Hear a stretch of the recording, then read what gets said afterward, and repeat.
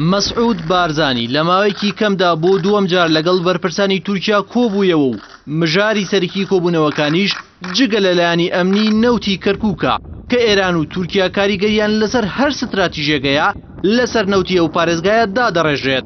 ڕاکێشانی بۆری نەوتی کەرکووک ئێستا بابەتێکی گەرمی نێو دۆسیەکانی ئێران و عێراق و تورکیا و هەرێمە، چونکە دوای دەرکردنی داعش لە مووسڵ گەرمترین خاڵی ناوکۆکی نێوان هەرێم و بەغدا نەوتی کەرکووک دەبێت. زۆر ئاماژەژەن بازیەوە دەکەن تا ئاسی ڕوبەڕبوونەوەی چەکداری لە نێوان هەولێر و بەغدا ئەگەری ڕوودانی هەیە لەسەر نەوتی کەرکووک.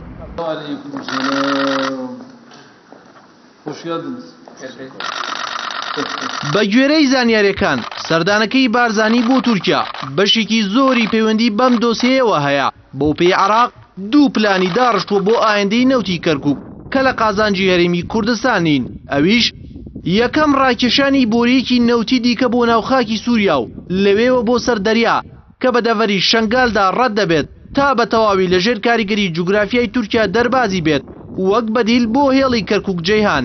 دووەمیش ڕاکێشانی بۆری نەوتی کەرکووکە بۆ سەر دەریا لە ڕێی وڵاتی ئێرانەوە. هەر بە گوێرەی زانیاریەکان حکوومەتی عێراق لە ڕێی ئێرانەوە دەیەوێت لە داهاتوودا فشاری زیاتر لە هەولێر بکات بۆ ئەوەی بتوانێت دەست بەسەر نەوتی باشووری ڕۆژاوایی کەرکووکدا بگرێتەوە.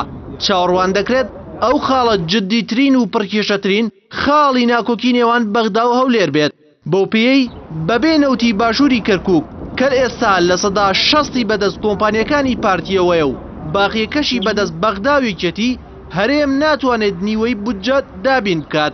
زانیاریەکان لەبارەی کاردانەوەی لایەنە سیاسیەکان لەو ڕۆوە بڕوایان وایە مامەڵەی پارتە سیاسیەکان بە تایبەتی گۆڕانوێکێتی دیار نییە لەگەڵ ئەم دۆسیەدا، بەڵام ئەوەی پێشبینی دەکرێت ئەوان هیچ گژیەکی کردداری بەرامبەر بەغدا نەنوێنن و دژایەتی نەکەن ئەگەر پشتیوانی نەکەن لەم پرۆسەیەدا، چونکە ئێستا بەهۆی نەوتەوە خەریکەم دوو پارتە لە کەرکووک دەبنە خانەخوێ و پارتی دەبێتە خاوەن ماڵ.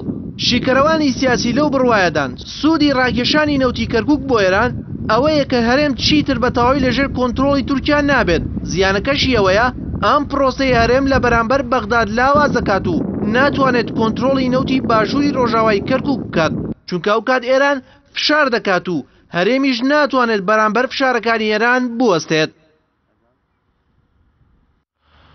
سەرکرداتی کۆما جڤاکێن کوردستان باڵی سەربازی پەکەکە ڕایدەگەنێت ئامانجی سەردانەکەی مەسعود بارزانی بۆ تورکیا دژاتی کوردی باکوور و هێزەکانی پەکەکەیە. مستەفا کەرەسوو ئەندامی دەستەی سەرۆکاتی گشتی کۆما جڤاکێن کوردستان کەجەکە لە دیدارێکیدا لەگەڵ سایتی